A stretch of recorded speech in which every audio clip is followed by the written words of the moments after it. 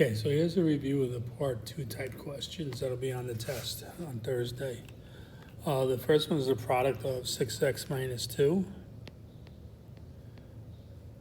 and 3x plus 5. So you have to do a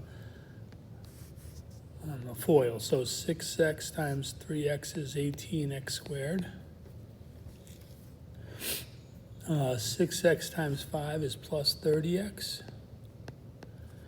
Negative 2 times 3x is negative 6x. And negative 2 times 5 is negative 10 minus 10. And then these two terms in the middle are like terms, so you can put those together. It becomes plus 30 minus 6 is 24 minus 10. Okay? Then they want to know if negative 6, if x is equal to negative 6, is the inequality, is that a solution? So you have to try it. So you put negative 3 times negative 6 minus 12 is less than 5. Okay? Negative 3 times negative 6 is 18 minus 12 is less than 5, and 18 minus 12 is 6. So 5, so no, it is not a solution.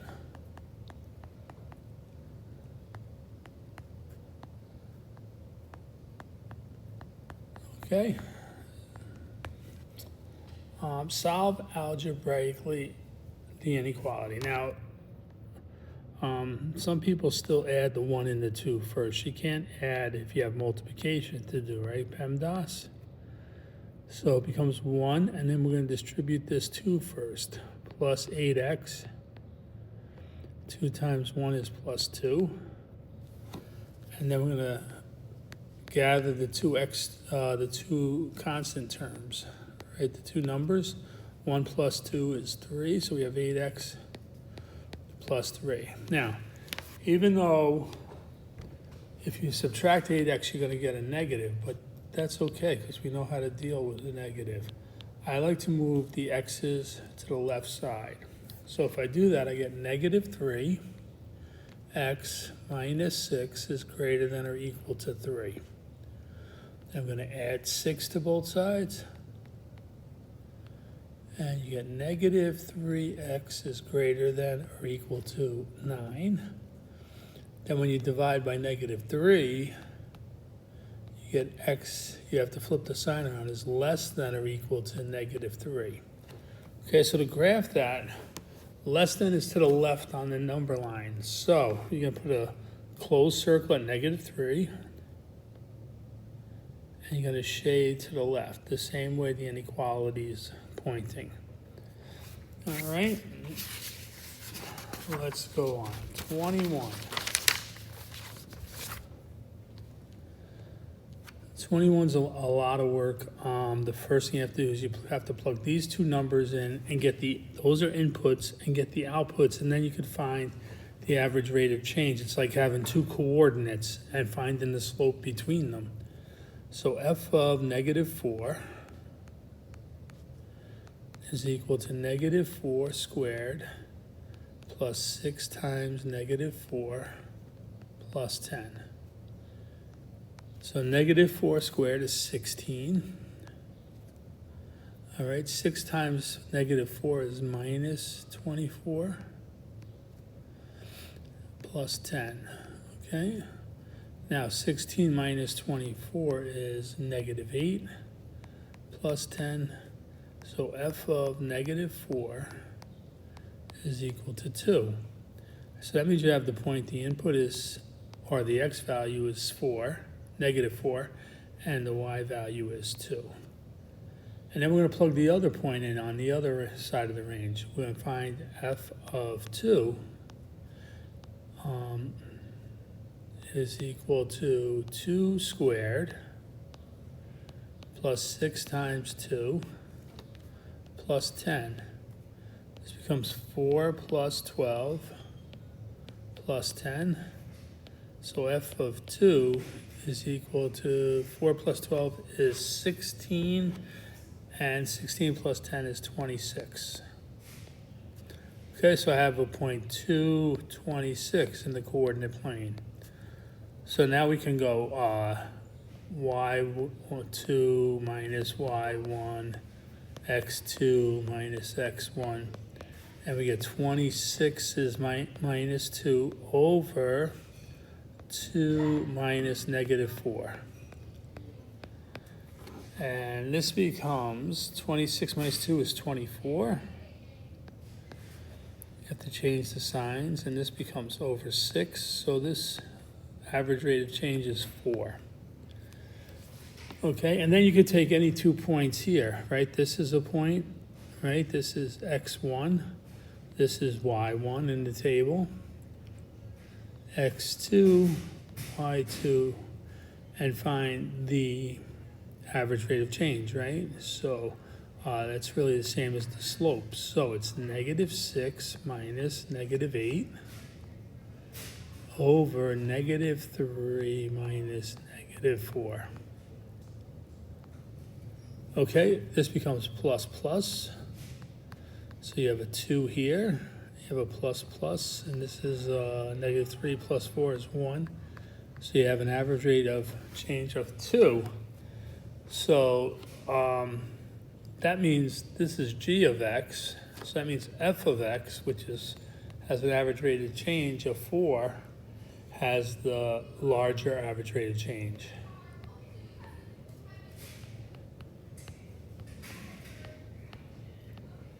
Larger or greater rate of change.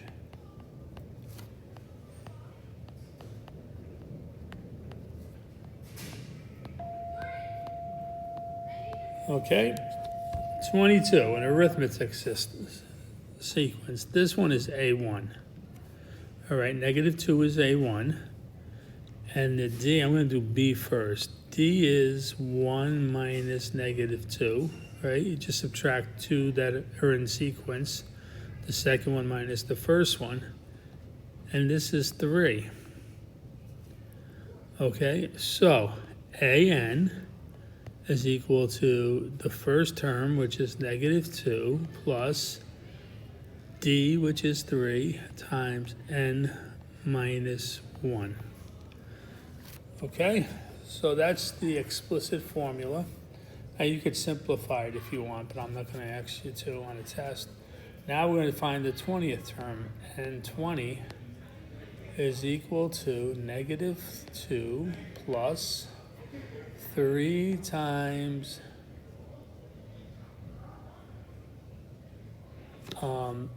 20 minus 1, which is -2 plus 3 times 19. Okay, and 3 times 19 is 57. All right, so A of 20 is equal to 55. All right, we're almost there. And the last one, graphing an absolute value. There's 2 things you could do. You could put this in and make a table, right? I'll make a quick table for you. You could put in your calculator and make a table. The vertex is for -2. All right, so if we have 4, -2, we need 3, 2, 1, 4, 5, 6, not 4, 5, 5, 6, 7, right? And we're going from -5, so probably I have to do more of these. So let's do this. Right, we have to go up to 7. But we have to go down. So 1, 0, -1, -2, -3, -4, and -5.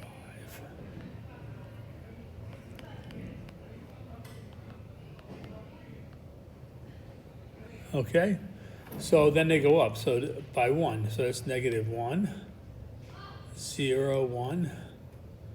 This is -1, 0, 1, 2, 3, 4, 5, 6, 7. Okay, and you can plot those points, right? There's no problem with that. But if you have this, if you can read this off of here, you can just plot 4, negative 2. 1, 2, 3, 4, 1, 2. And they go up 1 over 1, up 1 over 1. And we have to stop up, that's at 6. We have to go over one more, right? We're going to stop right there. Okay, so this is the right side.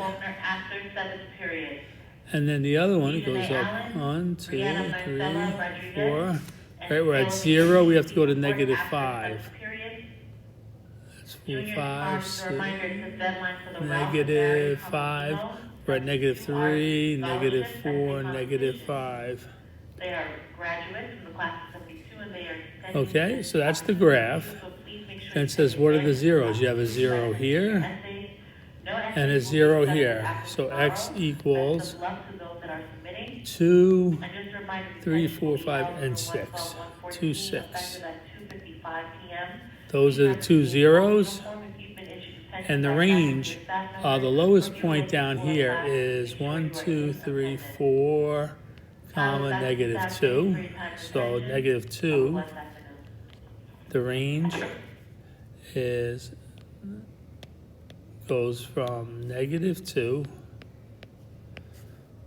all the way up here to this point up here, which is 7. So it's negative 2, 7.